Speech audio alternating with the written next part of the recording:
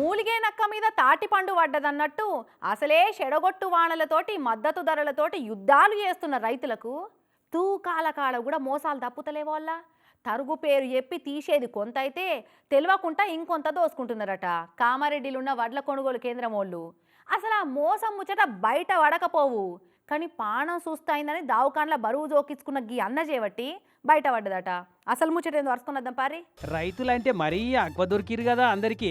ఇత్తనాల కాడికెళ్ళి పండిన పంటలు అమ్ముకునేదాకా ప్రతి ఒక్కరు ముంచేటోళ్ళేమో పోతున్నారు. ఇగో కామారెడ్డి మండలం షాబ్జీపూర్ కాడ పెట్టిన వడ్ల కొనుగోలు కేంద్రంలో పెద్ద గోల్మాల ఎత్తున్నారట సెంటర్ వాళ్ళు.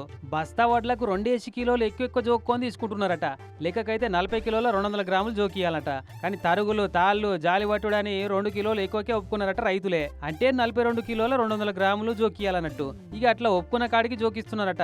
అయితే మొన్న ఈ అన్నకు చెయ్యి నొప్పి వచ్చి దవాఖానకు పోతే అన్న బరువు జోకిరట దవాఖానలా. ఇక ఆడికేళ్ళు వడ్లు జోకిచ్చే కాడికి వచ్చి ఎందుకో ఈ కాంట మీద నిలబడి చూస్తే 2 కిలోలు తక్కువ చూపెడుతుందట. అంతేనాయే అన్న? ఇక్కడ వడ్లు తీసుకొచ్చి ఎండ వచ్చి పెట్టిన. నేను నిన్ననే హాస్పిటల్కి పోయినాను. హాస్పిటల్లో జోక్తాడ నాకు 59 కిలోల 700 గ్రాములు వచ్చింది. వీడికి వచ్చి జోక్కుంటే 57 కిలోలు వచ్చింది. అట్లా 2 కిలోలు తేడా అవుతుందని నేను వేరే ఇంకో నలుగురికి చెప్పిన ఇట్లా వచ్చింది.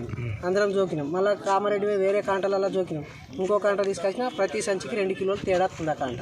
ఇన్నరా 3 రోజుల సంది కాంటా పెట్టిరట. ఇంతలా ఎంతమంది రైతులు అమ్మిర్రో ఏమో గానీ ఇది ఈ తాపనే కాదు పోయిన తాప సందే నడుస్తుంది అని అనుమానపడుతున్నారు. వచ్చేది 42 కిలోలు వస్తుంది, కానీ పోయేది 44 పోతుంది. ఇది పోయినసారి కూడా ఇలాగే అనిపించింది మాకు. అందుకే ఈసారి చూసినాము 2 కిలోల వెయిట్ లాస్ ఎక్కువ అవుతుంది. బస్తాకు 2 కిలోలు అంటే ఇప్పటికే 2-3 లోడ్లు పోయినాయట. పోయినసారి ఎన్ని లోడ్లు పోయినాయో అన్ని కలిపి ఏ రైతుకు ఎంత లాస్ అయిందో అంత కట్టియాలని డిమాండ్ చేస్తున్నారు. 2 కిలోలు అదనంగా దోసుకొని 2 కిలోలు తీసి పోయినసారి నుంచి కూడా మాకు నష్టపరిహారం కట్టియాలి. ప్రతి రైతుకు ఎన్ని క్వింటాలు పోయినాయి అన్ని క్వింటాల చొప్పున. కానీ ఈ అన్న దవాఖాన పోకుంటే అసలు ఈ మోసం బయటపడేదే కాదు. ఇంకట్లా ఎప్పటిదాకా నడిచేదో. మరి దండిగొట్టుడు దోపిడి ఎవల్ది, తూకంలో తేడా ఎట్లొస్తుంది, ఎవరు సెట్ చేసిరు, ఎవరు చేపించినట్టు అన్న సంగతి తేలవలసిందే అని అంటున్నారు రైతులు. ఈ ఇట్లా మళ్ళోపారి జరగకుండా చూస్తామని అక్కడ ప్యాక్స్ చైర్మన్ మాటిస్తే ఊకున్నారట రైతులు. కానీ ఎన్ని తీర్ల మోసాలు నడుస్తున్నాయి చూడు కష్టపడి పంట పండించే రైతులను ముంచేతందుకు.